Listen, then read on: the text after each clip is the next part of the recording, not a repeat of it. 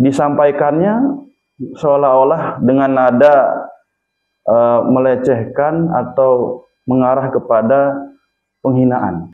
Kiai itu diberikan amplop. Itu sebenarnya bagi orang yang mondok itu adalah merupakan tradisi atau perlakuan penghormatan kepada seorang guru, seorang kiai. Apakah ini sumbernya, apakah ini sudah ada sejak zaman dulu? Sejak zaman Rasul itu ada, Mas. Memberikan amplop itu kan tidak wajib sebenarnya. Tidak wajib, tapi itu adalah bentuk pemuliaan atau penghormatan terhadap orang yang berilmu. Artinya orang tidak akan mengenal, tidak akan pernah mengenal orang yang belum pernah merasakan.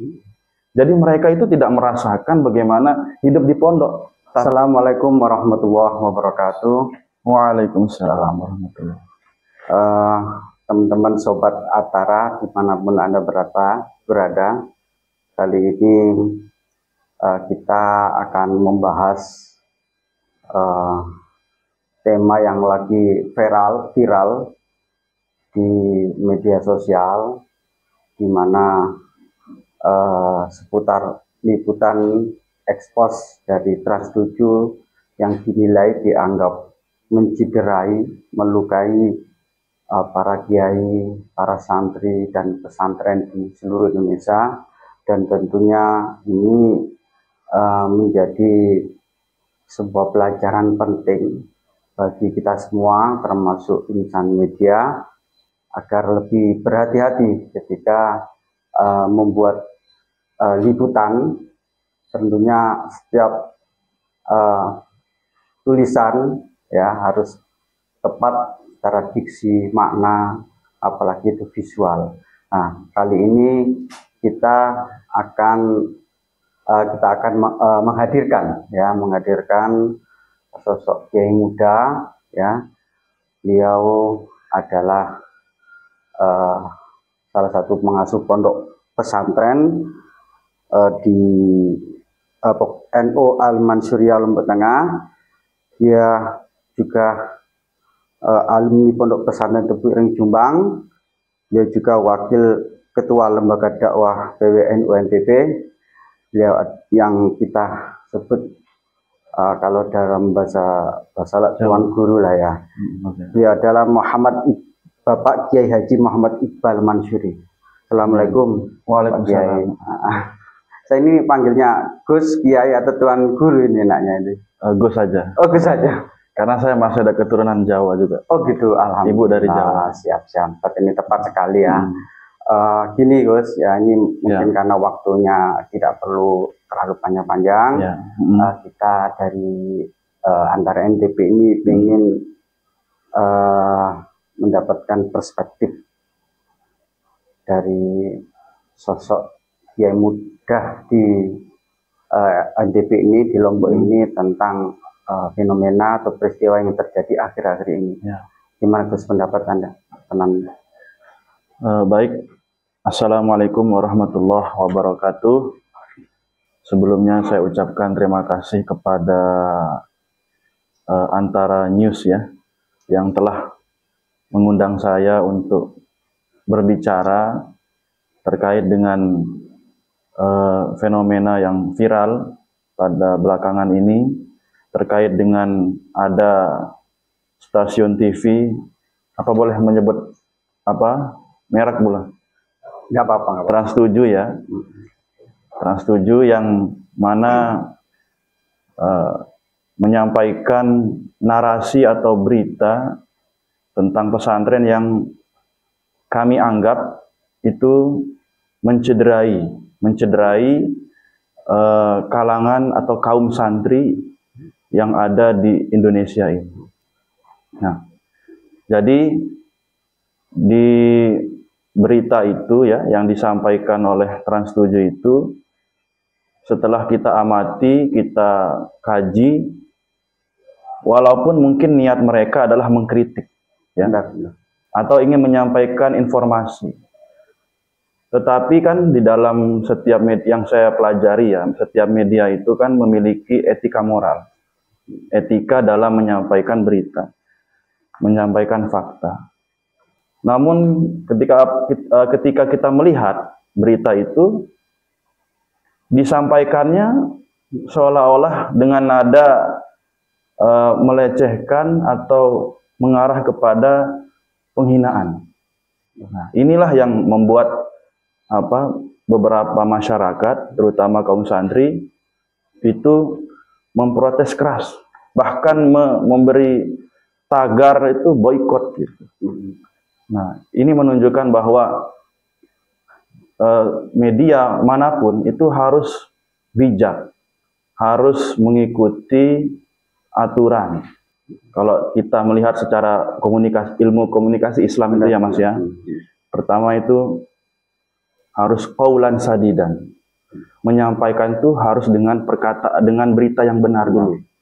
Cross check dulu, beritanya benar enggak yang disampaikan itu sebelum disampaikan ini ke publik ya. Yang kedua, qaulan ma'ruf, harus berupa berita yang baik atau perkataan yang baik, menyampaikannya dengan perkataan yang baik. Nah, kemudian yang ketiga adalah qaulan sadidan, qaulan ma'rufan, qaulan layyinan. Yang ketiga adalah dengan bahasa-bahasa yang lembut. Nah, ini yang diajarkan oleh Al-Quran. Di dalam Islam itu harus berkomunikasi itu tidak lepas dari 3 hal itu.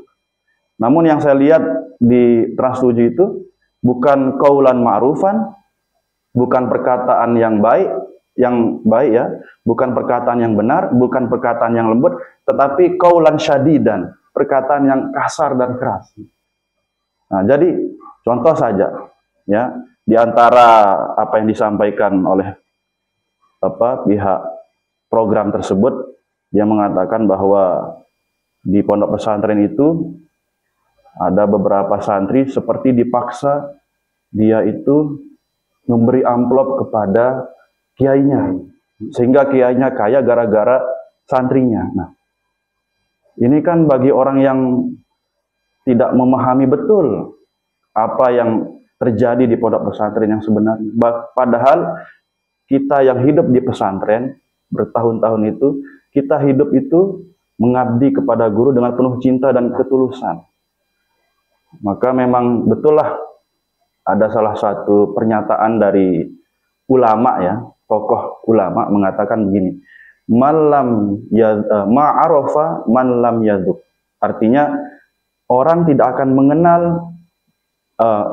pernah mengenal orang yang belum pernah merasakan. Jadi mereka itu tidak merasakan bagaimana hidup di pondok, tapi memberikan narasi diksi berita terhadap pondok ini keliru. Nah, makanya kalau kita mau membuat berita tentang pesantren itu, ya harus dari orang pesantren gitu. Jangan mengambil berita-berita yang tidak jelas sumbernya. Ya. Jadi ini kalau menurut Mas Iqbal ini masyarakat mungkin butuh semacam pengetahuan ya tentang dunia pesantren ini. Kalau menurut Gus Iqbal gimana sih untuk memberikan biar masyarakat itu melihat bahwa ada dunia pesantren yang seperti ini yang mungkin tidak bisa dilogikakan, yang termasuk amplop, termasuk yang ngesot kayak gitu kan. Gimana Gus? Ya, itu yang saya mau bahas, makanya saya mau satu persatu dulu. Ya, pertama isu bahwa kiai itu diberikan amplop. Itu sebenarnya bagi orang yang mondok itu adalah merupakan tradisi atau perlakuan penghormatan kepada seorang guru, seorang kiai. Apakah ini sumbernya, apakah ini sudah ada sejak zaman dulu? Sejak zaman Rasul itu ada, Mas. Jadi ada dalam salah satu ayat Al-Quran itu yang berbunyi, ya ayyuhalladzina amanu idza najaitumur rasul faqaddimu baina yaday najwakum shadaqah. Ya, bahwa kalau kita ingin sowan ke Rasulullah, Rasul ini sowan ke Rasulullah atau ingin bermusyawarah dengan Nabi, ya paling tidak suguhkanlah hadiah atau sedekah. Nah, dari sini para ulama itu berkesimpulan, oh berarti kalau salah satu bentuk penghormatan, ketakziman kepada seorang Rasulullah, karena Rasulullah ini kan orang yang soleh, orang yang alim, dikiaskanlah kepada para ulama. Ulama juga alim dan soleh. Maka ketika kita ingin berbicara atau ingin istilahnya bertatap muka lah, paling tidak membawakan sesuatu. Jadi membawakan sesuatu itu adalah tradisi yang memang sejak dulu. Gitu. Jadi itu tidak salah. Makanya sekali lagi memberikan amplop itu kan tidak wajib sebenarnya, tidak wajib. Tapi itu adalah bentuk pemuliaan atau penghormatan terhadap orang yang berilmu begitu. Nah, bahkan saya ini membawa satu kitab ya, ini referensi biar dikira saya tidak ngomong bicara asal-asalan ya, gitu. Ini adalah kitab yang dikaji di pondok pesantren. Dan semua pondok pesantren namanya Ta'limut Ta'alim. Oh, iya. Ya, mungkin semua sudah pernah mendengar ya. Di dalam kitab Ta'limut Ta'alim ini ya, diajarkan bagaimana seorang santri itu bisa memiliki akhlak, memiliki adab. Karena di pesantren, beda pesantren dengan instansi pendidikan yang lain itu beda, Mas. Sangat beda. Kalau instansi pendidikan yang lain hanya memberikan ilmu, mengajari ilmu, mentransfer ilmu. Tapi kalau pesantren tidak hanya mengajarkan ilmu, tapi mendidik, mengajarkan bagaimana akhlak. Makanya kiai saya itu pernah, kemarin saya bertemu dengan Menteri Haji Umroh. Beliau adalah Gus Irfan Yusuf, cucu Hadratul Syekh pendiri Nahdlatul Ulama. Beliau mengatakan santri itu harus dibenarkan dulu baru dipintarkan. Maksudnya apa dibenarkan? Dibenarkan akhlaknya, dibenarkan perilakunya. Inilah yang membedakan pesantren dengan yang lain. Pesantren itu lebih mengedepankan akhlak daripada ilmu. Nah, salah satu bentuk akhlak kita kepada guru adalah tadi itu, memberikan sesuatu kepada guru sebagai bukti bakti bahwa kita itu memang betul-betul menghormati beliau. Nah, di dalam kitab ini disebutkan ada salah satu perkataan ulama mengatakan begini. Siapa yang ingin punya anak, anaknya menjadi orang yang alim, orang yang pinter, ketika ada ulama datang ke rumahnya dari jauh, hormatilah dia dan berikanlah sesuatu kepadanya. Maka insya Allah anaknya akan menjadi orang alim, atau paling tidak ya cucunya yang menjadi yang alim. Nah, inilah yang dilakukan oleh masyarakat kita. Bahkan di Lombok itu, Mas, setiap saya diundang acara, ya mohon maaf, diundang acara Maulid, Isra Mi'raj, itu kan ada istilahnya amplop ya, selawat lah kita katakan, selawat majazi bukan hakiki gitu. Nah, itu mereka, apa yang mereka lakukan itu berdasarkan ini, gitu. Penghormatan terhadap orang yang berilmu atau orang yang mereka anggap adalah orang yang soleh menjadi panutan. Gitu. Ini menyambung ya.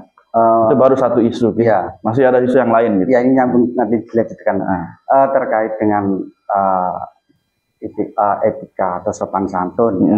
Seperti hanya mencium tangan sang kiai, kemudian sambil memposisikan duduk atau ngesot, kalau bahasa Jawanya ngesot. Nah, itu nanti kita bahas itu. Kemudian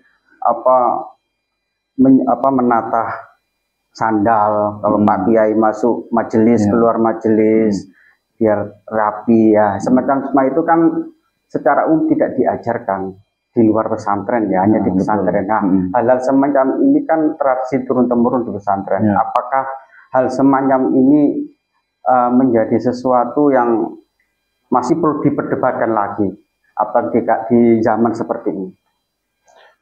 Ya, jadi perlakuan semacam itu ya, itu yang mereka lakukan ya, bagi kaum santri, bagi kaum sarungan lah, itu mereka lakukan itu adalah berdasarkan kecintaan, berdasarkan penghormatan terhadap gurunya, bukan karena dia terpaksa, bukan ya, bukan karena toh kiai sendiri tidak pernah memaksa muridnya itu harus seperti itu, tidak. Mereka mengajarkan bahwa para tokoh-tokoh besar, tokoh-tokoh ulama itu, begitulah cara mereka menghormati guru mereka. Gitu. Ya, misalkan menata sandal tadi, menata sandal, terus kalau ada kiainya lewat, dia harus diam, ya, tidak bergerak gitu.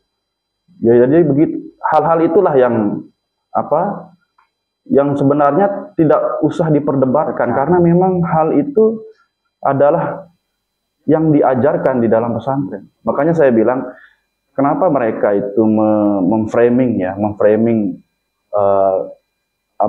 buruk terhadap perlakuan semacam, karena mereka tidak pernah mondok gitu, tidak pernah belajar tentang bagaimana kisah-kisah tokoh-tokoh besar Islam dulu memuliakan gurunya. Dan tidak salah itu, karena memang sejak zaman Nabi itu sudah ada seperti sahabat itu ya, kalau sudah contoh lah, ada istilah tabaruk. Tabaruk itu artinya ngalap berkah kalau bahasa Jawa, ngalap berkah. Kalau ada dulu Rasulullah kalau beliau meminum gelas, itu gelasnya itu diperebutkan oleh sahabatnya. Bekas minumnya itu diminum. Bekas minumnya itu. Nah, kemudian ada salah seorang ulama memberikan kesimpulan dari cerita yang terjadi pada Nabi itu. Dia menyimpulkan bahwa kita juga boleh mengambil berkah dari bekasnya orang-orang saleh. Karena Nabi seorang soleh, maka orang soleh pun juga sama, kita boleh mengalap berkah. Nah, ini semua ada dasarnya. Yang jelas semua ada dasarnya. Nah, tidak ada yang perlu diperdebatkan. Nah, gitu. Jadi saya berikan contoh Mas ya. Saya lagi-lagi mengutip di dalam kitab ini karena semua itu berdasarkan. Jadi begini, di dalam kitab ini ada kisah seorang seorang pemimpin bernama Harun ar-Rasyid. Harun ar-Rasyid, semua kenal ya, pernah dengar mungkin. Seorang khalifah pemimpin Harun ar-Rasyid. Harun ar-Rasyid ini suatu ketika pernah mengirim anaknya untuk dipondokkan ke kiai yang bernama Al-Asmu'i. Nah, singkat cerita, selama dia mondok, Harun ar-Rasyid ini seorang pemimpin, yang jelas orang kaya lah. Pemimpin kan dulu kaya raya gitu. Tapi hebatnya ya, beliau itu memilih memondokkan anaknya. Kan biasanya kalau orang kaya itu memanggil guru ke rumahnya untuk mengajarkan anaknya. Tapi ini enggak, anaknya yang dikirim ke pondok. Nah, akhirnya singkat cerita, dia mengunjungi anaknya yang sedang mondok itu. Nah, ketika dia melihat anaknya yang sedang mondok itu, dia melihat anaknya sedang menuangkan air wudhu kepada gurunya. Jadi gurunya itu sedang berwudhu ya, dituangkan kayak ibaratnya kayak gelas atau ceboknya lah di airnya, kan dulu nggak ada air keran soalnya. Jadi dituangkan. Nah, kemudian Harun ar-Rasyid ini ketika melihat itu agak marah. Agak marah, agak tidak terima gitu. Apa yang salah? Ketika itu Harun ar-Rasyid berkata kepada gurunya, "Wahai Asmu'i," kata gurunya ini, Asmu'i, guru anaknya itu, "Kenapa aku mengirimkan anakku ini kepadamu untuk mengajarkan ilmu dan adab?" Jadi tidak hanya ilmu yang diinginkan Harun ar-Rasyid untuk anaknya ini, tetapi adab juga, akhlak juga. Nah, Asmu'i ini bingung, maksudnya gimana? Nah, anaknya juga bingung. Maksud beliau itu adalah, kenapa anak saya ini tidak kamu suruh tangan kanannya menuangkan air, tangan kirinya menggosok kakinya gurunya. Jadi tangan kanan menuangkan air, ya anaknya ini, kemudian tangan kirinya menggosok kaki tangan gurunya. Agar gurunya itu tidak capek mengusap-ngusap kakinya. Jadi gurunya tinggal menyerahkan kaki, menyerahkan tangan gitu. Nah, tidak repot-repot. Kan kalau wudhu kan begini-gini kan. Nah, jadi yang menggosok-gosokkan itu adalah muridnya gitu. Ini yang diinginkan Harun ar-Rasyid, supaya murid anaknya ini terdidik dengan akhlak yang baik, bagaimana cara memuliakan seorang guru. Nah, memang inilah pendidikan pesantren itu menganut seperti ini. Karena ini telah dibuktikan tokoh-tokoh besar, makanya anaknya beliau itu menjadi ulama besar. Ini Gus ya, terkait dengan ngalam barkah tadi ya. Kan mungkin tidak semua masyarakat mengerti, masyarakat awam ya, masyarakat modern sekaligus ya. Terkait ngalam barkah ini kan sesuatu yang tidak bisa dilogikakan ya. Seperti kemudian kita berebut, misalnya di kantin berebut bekas minumannya Pak Kiai ya kan, itu kan Bagi orang-orang yang percaya hal itu kan itu sesuatu yang luar biasa ya. Ada berkah di situ. Ini bagaimana sih Gus ini menjelaskan ke masyarakat awam? Ngalap berkah ini kalau kita biar masyarakat itu tidak kemudian menjas bahwa itu sesuatu yang irasional yang tidak perlu dilanjutkan, ditradisikan kayak gitu. Ya. Jadi terkait dengan berkah. Berkah sendiri secara bahasa itu artinya adalah ziyadatul khair, bertambahnya kebaikan. Ada sebagian ulama menafsirkan berkah itu adalah menjadikan sesuatu yang sedikit menjadi banyak, menjadikan sesuatu yang sedikit menjadi cukup. Itulah berkah. Menjadikan sesuatu yang biasa menjadi bermanfaat, itulah berkah. Misalkan contoh, ada terkait dengan pesantren ya. Ada anak yang dulu itu biasa-biasa saja ketika mondok. Bahkan dia dianggap termasuk orang yang bodoh. Ilmunya tidak seberapa. Tapi ketika turun di masyarakat, ketika dia terjun di masyarakat, ilmunya itu terpakai. Ilmunya itu bahkan dia menjadi salah satu tokoh di masyarakat. Padahal ketika mondok dulu, ilmunya biasa saja. Artinya dia termasuk orang yang lambat pemahamannya. Gitu. Tapi ketika karena dia tidak pernah melanggar peraturan pesantren, tidak pernah membuat gurunya marah, selalu dia mencari ridho gurunya. Ini yang dicari oleh anak-anak pesantren. Makanya dia setelah terjun di masyarakat menjadi orang yang bermanfaat. Inilah yang dimaksud keberkahan. Nah, ada yang orang itu ketika mondok dia tidak pernah taat kepada gurunya, atau mungkin dia melanggar peraturan. Walaupun dia pintar cerdas, ketika dia di masyarakat tidak terpakai. Tidak menjadi apa-apalah. Tidak menjadi apa-apa ketika di masyarakat. Berarti ilmunya kurang berkah. Jadi sekali lagi keberkahan itu membuat sesuatu yang sedikit menjadi bermanfaat, yang sedikit menjadi banyak. Itulah makna keberkahan gitu. Ya, terus kembali ke topik ya. Terkait dengan peliputan dari salah satu televisi. Itu kan kalau dilihat dari narasinya kan banyak diksi atau kata-kata yang mungkin dari kacamata kalangan pesantren itu kurang etis ya. Ya betul. Kan juga banyak diksi yang lain. Mungkin ini bisa kurang pengetahuan terkait dengan dunia pesantren, atau mungkin dari sisi media pengen liputan yang sensasi. Betul. Tujuannya mungkin mengkritik ya, mengkritik. Lah ini kalau menurut Gus Iqbal sendiri ini seperti apa? Mengkritik yang bagus seperti apa, Pak? Ya. Ini biar kesannya pesantren tidak anti kritik gitu loh. Ya, perlu diketahui sebenarnya pesantren itu tidak anti kritik, Mas.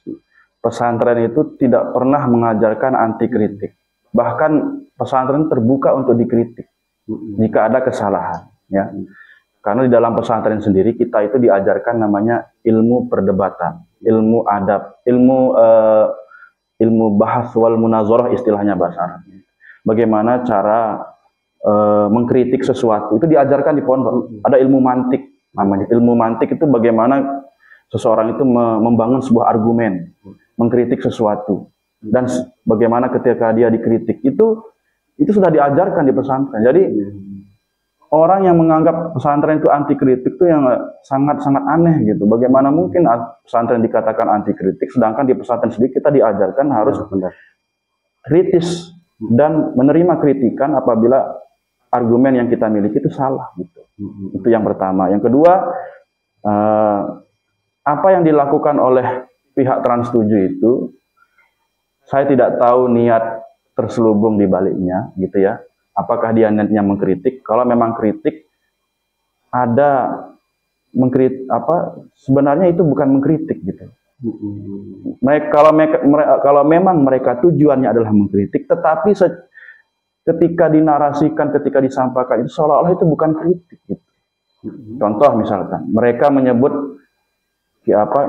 santri-santri ngesot, santri-santri kiainya kaya diberi amplop, ya itu bukan kritik yang istilahnya membangun, bukan kritik yang konstruktif kalau bahasa kerennya itu ya, tidak membangun, tapi itu lebih ke narasi melecehkan, penghinaan.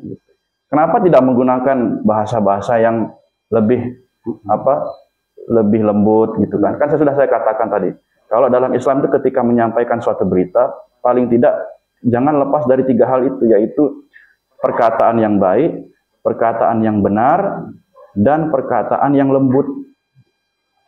Wong Nabi Musa di Al-Quran itu kan ada ayatnya. Nabi Musa itu ingin menyampaikan berita kepada atau menyampaikan sesuatu kepada Fir'aun. Kita kan kenal siapa Fir'aun ya. Fir'aun adalah makhluk yang paling kejam lah di dunia. Tidak ada sekejam Fir'aun.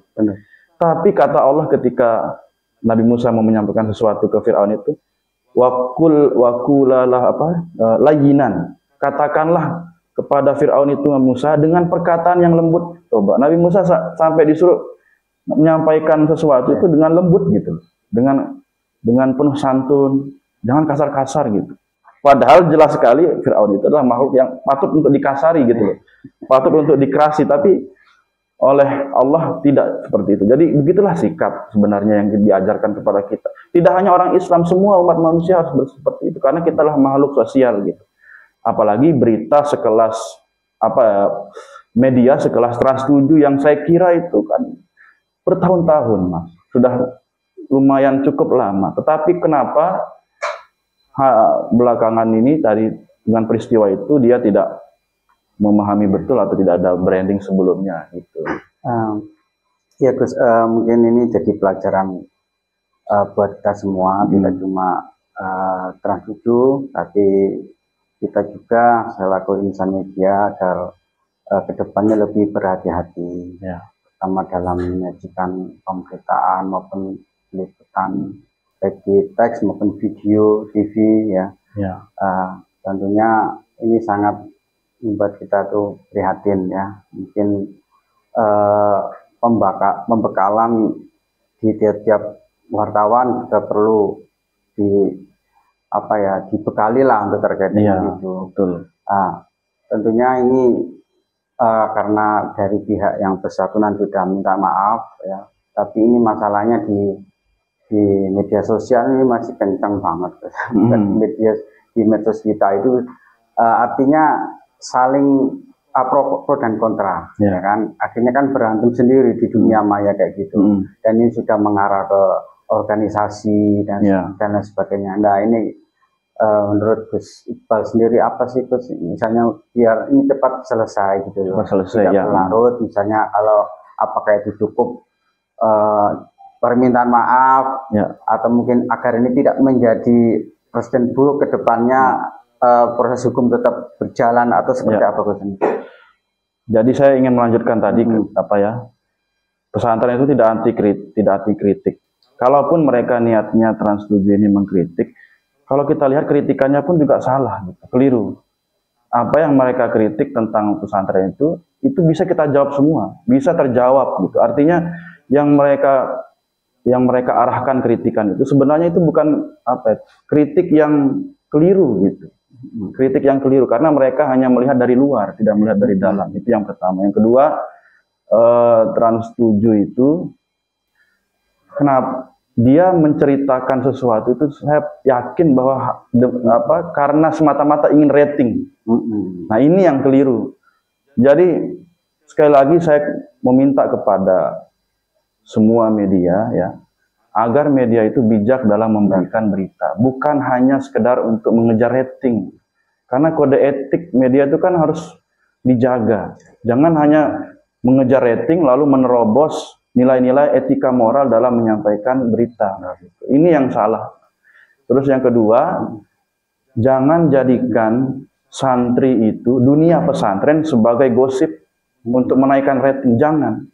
Karena Anda yang memberitakan pesantren itu dengan framing yang buruk itu tidak mengerti dunia pesantren. Kan saya sudah bilang tadi bahwa orang yang tidak mengerti itu karena dia tidak pernah merasakan bagaimana santri itu sangat cinta kepada gurunya. Makanya kembali ke pertanyaan tadi, kenapa kok ada yang bahkan keras untuk menindaklanjut kasus ini sampai ke ranah hukum, sampai terselesaikan gitu secara hukum.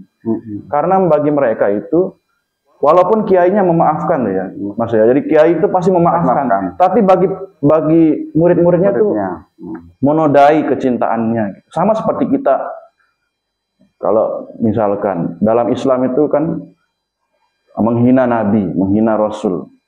Walaupun Rasul memaafkan, tapi kalau yang dihina adalah Nabi, pengikutnya marah gitu, pengikutnya yang kecewa. Makanya bagaimana menyelesaikan ya permasalahan ini? Ada juga yang mengatakan, yang pro tadi kan, pro mengatakan itu mereka tidak memahami sebenarnya, tidak memahami dunia pesantren. Makanya mereka menganggap itu adalah hal yang berlebihan atau hal yang kurang baik, padahal tidak gitu ya. Nah, bagaimana solusinya? Solusinya adalah segeralah pertama meminta maaf, menyatakan permintaan maaf kepada seluruh umat Islam, khususnya kepada para santri pesantren yang terutama yang ada di video itu, ya, terutama kepada para pesantren Lirboyo ya. Nah, karena itu yang menjadi sasaran kemarin yang diberitakan. Yang kedua adalah memberikan kajian-kajian tentang pesantren, memberikan tayangan-tayangan yang memutarbalikkan fakta yang diberitakan itu, atau memberitakan yang baik tentang pesantren, yang mendukung tentang pesantren. Ini yang harus segera agar nama baik pesantren itu kembali baik lagi, tidak terdengar buruk lagi di mata masyarakat. Nah, karena ini sudah sangat bahaya saya kira, karena sudah membuat orang-orang itu jauh dari pesantren. Apalagi momennya ini kita sedang kena musibah ya. Pesantren di Sidoarjo Al-Khazini itu sedang kena musibah. Belum berselang 1 bulan sudah diberitakan framing jelek tentang pesantren. Ini kan tidak baik, sehingga wajar saja masyarakat itu merasa marah dan merasa tidak setuju. Jadi solusinya itu, kemudian ya kalau memang dituntut untuk menyelesaikan masalah secara hukum ya harus dijalankan gitu. Kan ada yang menuntut untuk dipecat siapa apanya itu ya itu harus dijalankan lah sebagai warga Indonesia yang baik. Ketika berbuat salah harus menerima konsekuensi hukum yang ada. Oke, karena waktu sudah ya berapa? Saya terima kasih Gus Iqbal. Terima kasih sama-sama atas kehadiran di podcast kami Antara NTB.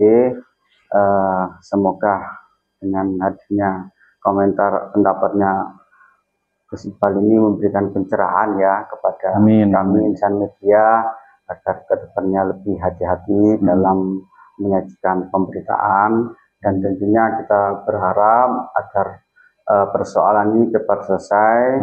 Ya, antara kedua belah pihak saling menyadari, dan tentunya ke depan tidak terulang lagi. Tentunya baik itu dari media manapun, semua harus saling introspeksi ya, dan tentunya harus terjalin komunikasi yang lebih erat lagi antara dunia pesantren dengan kalangan insan media.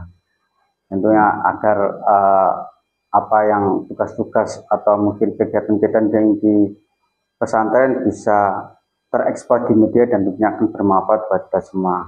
Dan saya kira cukup. Terima kasih atas pertemuan ini. Saya akhiri. Assalamualaikum warahmatullahi wabarakatuh. Waalaikumsalam warahmatullahi wabarakatuh. Terima kasih, Gus.